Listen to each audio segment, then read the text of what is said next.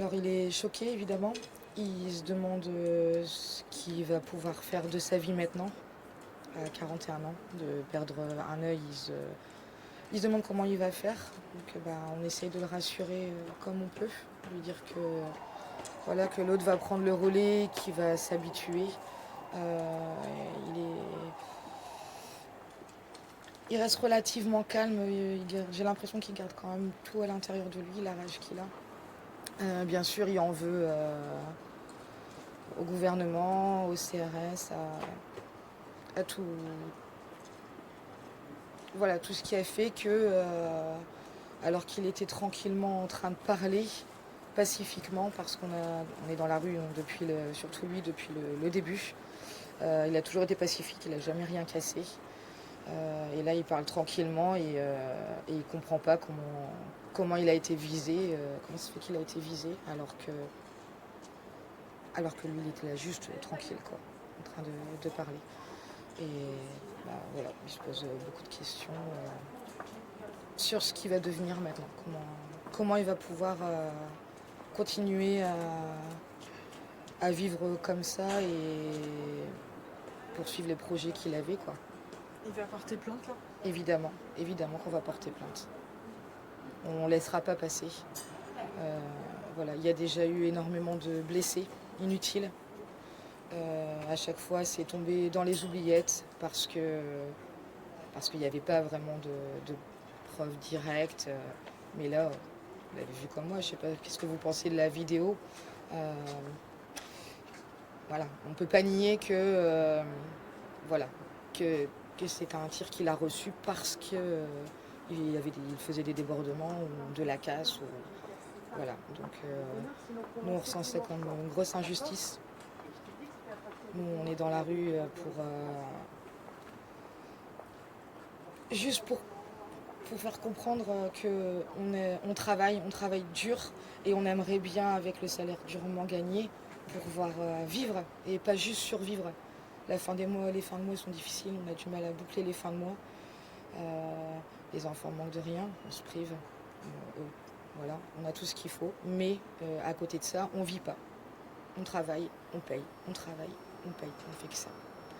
Donc on trouve ça injuste d'avoir perdu un œil malheureusement pour ça, alors qu'on manifestait juste, et c'est notre droit de manifester pacifiquement, voilà, pour exprimer notre mécontentement au gouvernement et au final, voilà, il se retrouve. Vous étiez là, vous attendiez pas du tout à ce que ça dégénère Ah mais non, nous, enfin, j'étais juste à côté de lui quand c'est arrivé.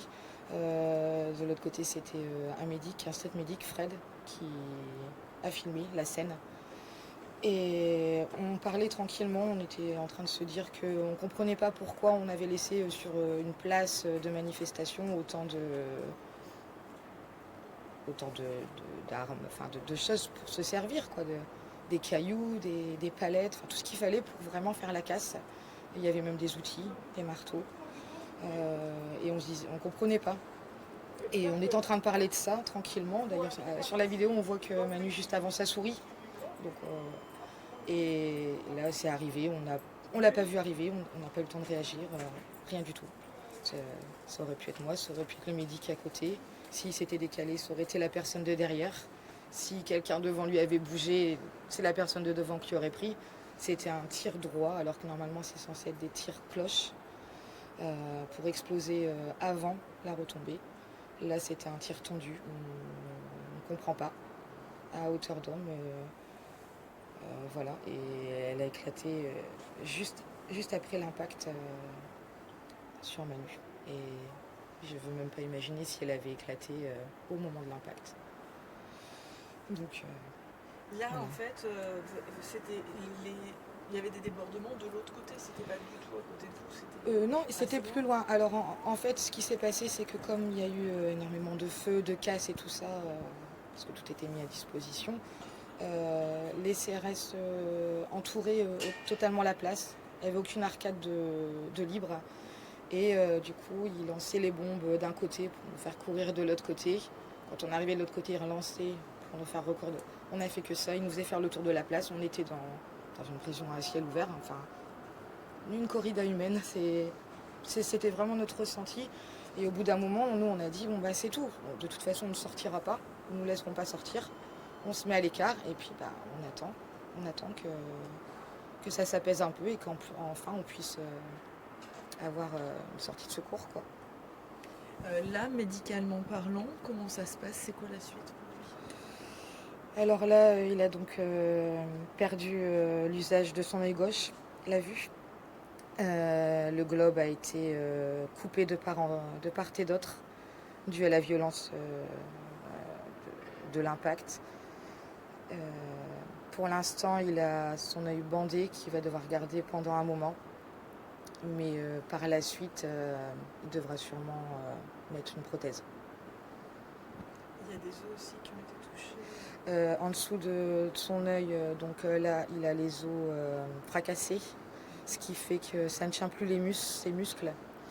Et du coup, ça ne tient plus non plus le globe oculaire à sa place. Donc il va devoir se faire réopérer en chirurgie faciale pour qu'il ne soit pas trop défiguré et qu'il puisse avoir visuellement, tout au moins, un œil. Là, la douleur, ça va, c'est plutôt psychologique. Non, il souffre. Il souffre beaucoup. Beaucoup.